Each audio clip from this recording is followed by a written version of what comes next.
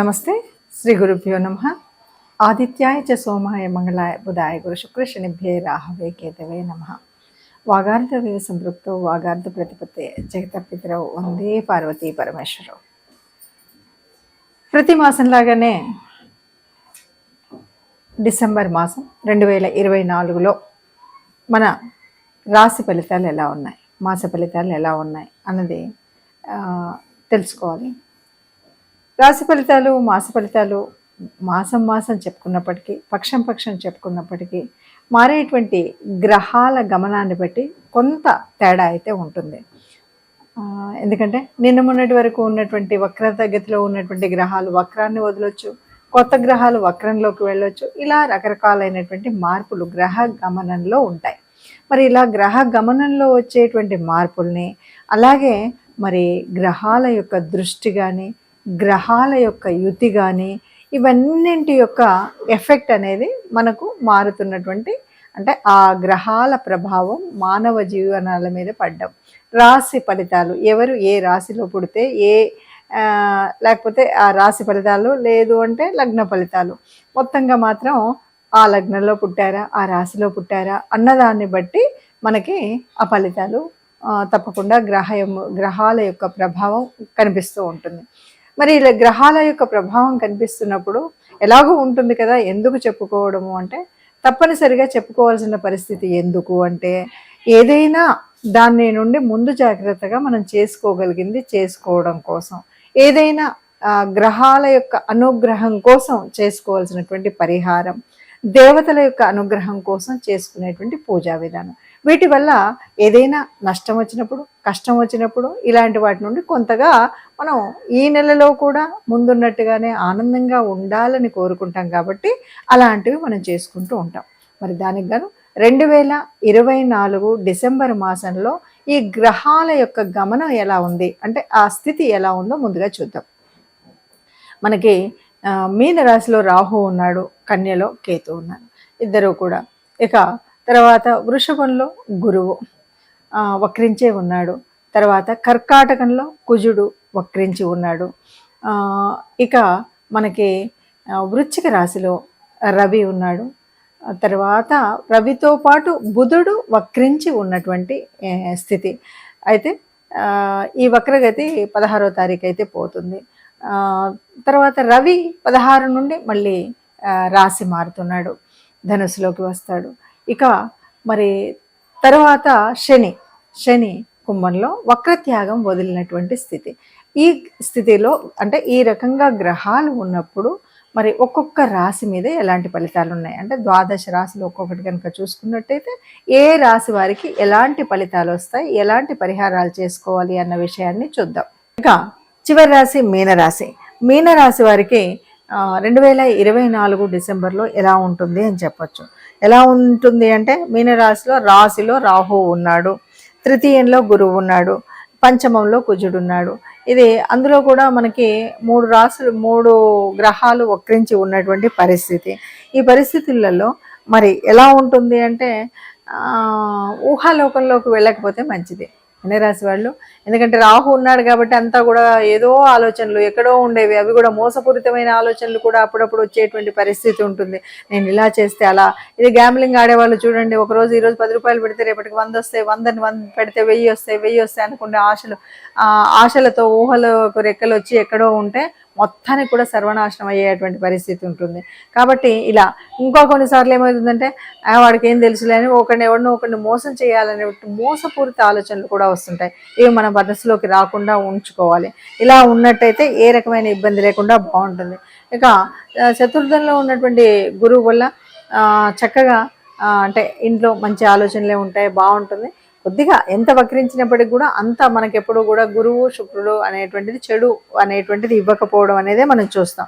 ఇక 12లో ఉన్నటువంటి శుక్రుడు మూలంగా ఏదైనా మన యొక్క ఆర్ట్ మూలంగా మనకు విదేశాలకు వెళ్ళేటువంటి అవకాశాలు అయితే వస్తాయి. అంటే కొంతమంది ప్రపంచ మహాసభలని ఇలా వెళ్తూ ఉంటారు కదా, అలా ఏదో ఒక రకంగా విదేశాలకు వెళ్ళేటువంటి అవకాశం వచ్చేటువంటి పరిస్థితి అయితే ఈ రాశి వారికి కనిపిస్తుంది. 9లో రవి బుధులు ఉన్నారు.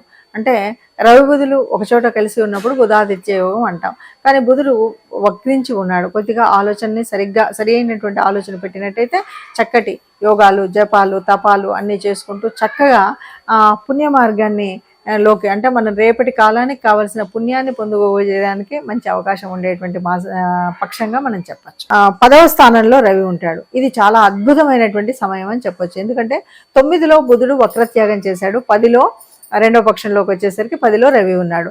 10లో రవి ఉన్నాడంటే తప్పనిసరిగా ఒక మంచి ప్రభుత్వ ఉద్యోగము, ప్రభుత్వానికి సంబంధించిన ఉద్యోగం, ప్రభుత్వంతో లింక్ ఉన్నటువంటి ఉద్యోగం అవకాశం వచ్చేటువంటిది. అది కూడా ఎట్లా ఉంటుంది అంటే దైవ చింతనతో ఆధ్యాత్మిక ఆలోచన అంతా కూడా 9 అంటేనే మనకు ఒక మంచి స్థానం.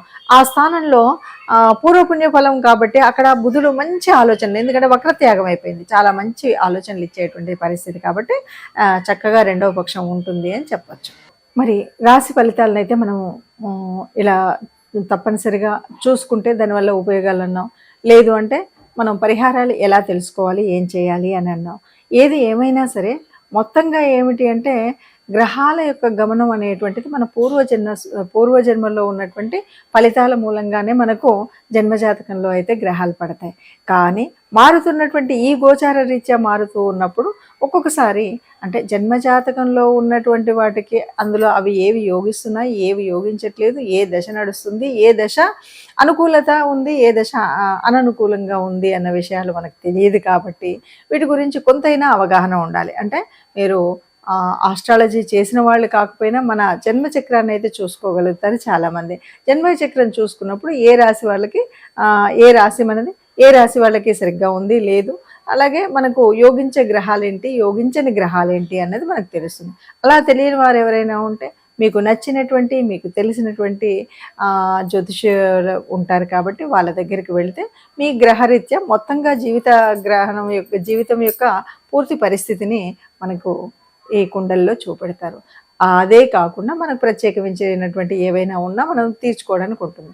అయితే ప్రస్తుతం ఇప్పుడున్నటువంటి స్థితిలో అంటే డిసెంబర్ మాసంలో 2024లో ఉన్నటువంటి గ్రహ గమనాన్ని బట్టి ఒక్కొక్క రాశి వారికి ఒక్కొక్క విధంగా ఉన్నాయి. ఏది ఏమైనా ఇక్కడ ఏంటి మనం చూస్తున్నామంటే 3 గ్రహాల యొక్క వక్రస్థితిని చూస్తున్నాం. 3 గ్రహాలు వక్రజయించి ఉండడం అనేటువంటిది ఉంటే ఏదో ఒక గ్రహం ఏదో ఒక రాశి నుండి మన రాశికి 4వ స్థానం అవ్వచ్చు, 5వ స్థానం అవ్వచ్చు, 1వ స్థానం అవ్వచ్చు వక్రించి ఉన్నప్పుడు ఫలితాలు వేరుగా ఉంటాయి. సరే 15వ తారీఖులో బుధుడు మారినప్పటికి కూడా అలాగే మరి కుజుడి దగ్గరికి వచ్చేసరికి కేవలం వక్రగతి కాదు, ఇక్కడ ఏంటంటే నీచ పొందినటువంటి కుజుడు అంటే దానివల్ల కూడా ఫలితాలు వేరుగా ఉంటాయి. ఇలా అన్నీ ఉన్నప్పుడు తప్పనిసరిగా అన్నింటికీ ఒక ఉపచారంగా తీసుకుంటే కనుక తప్పనిసరిగా మనం చేయాల్సింది ఏంటంటే నవగ్రహ మండపానికి వెళ్ళడం. ఎందుకంటే ఒక కుజుడు అవ్వచ్చు, ఎవరైనా ఉండవచ్చు, మనకి ఏ రాశి ఏంటో మనకు తెలియకపోవచ్చు.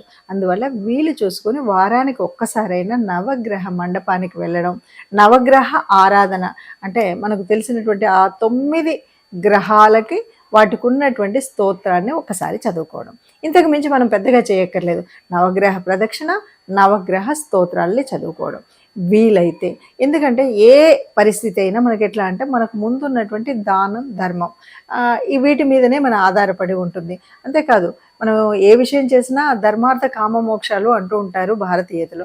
ఈ ధర్మము, అర్థము అనేటువంటిది అర్థాన్ని ధర్మబద్ధంగా కనుక మనము సంపాదించినా, ఖర్చు పెట్టినా చేసినట్టయితే ఈ మిగతా దోషాలన్నీ కూడా పోతాయి. కాబట్టి ధర్మబద్ధమైనటువంటి కార్యక్రమాలు చేయడం, అలాగే సర్వదేవతారూపమైనటువంటి ఆ గోమాతని దర్శించడం, గోమాతకి దర్శించడం కంటే కూడా గ్రాసం పెట్టడం అనేటువంటిది మరీ ముఖ్యమైనటువంటిది. అందువల్ల గోమాత గ్రాసం పెడతారా, మనకు సర్వ అలంకారభూతుడైనటువంటి ఎప్పుడు కూడా ఎవరికి ఏ కష్టం వచ్చినా నేనున్నాను అంటూ చెప్పేటువంటి బోలాశంకరుడు. అందుకని ఈశ్వర అభిషేకం అని కూడా అంటారు. వీటిలలో ఏది మీకు నచ్చితే అది చేయండి. ఈశ్వరుడు యొక్క అభిషేకం చేస్తారా, నవగ్రహ మండపానికి వెళ్తారా, ఆ గోశాలకు వెళ్ళి గోగ్రాసం మనం ఇస్తామా, ఇలా ఏది చేసినా లేదు ఇవన్నీ నా వల్ల కాదు అంటే చిట్ట చివరికి ఇష్టదేవత ప్రార్థన, ఇంట్లో ఉన్నటువంటి ఇష్టదేవత లేదా కులదేవత వీళ్ళెవ్వరిని ఆరాధించినా మనకున్న ఏ కష్టం కూడా, ఎంత పెద్ద కష్టమైనా కూడా ఆ కష్టాన్ని చాలా వరకు తగ్గించేటువంటి స్థితి మనకు ఆ దేవతలు కల్పిస్తారు. కాబట్టి అందరం సుఖంగా ఉండాలి అని మనం కోరుకుంటాం. సర్వే జనా సుఖినో భవంతు అని మనము ఒక మంగళాశాసనం అలాంటి దాంట్లో అందరూ సుఖంగా ఉండాలి, అందులో మనం ఉండాలని కోరుకుంటూ నమస్తే.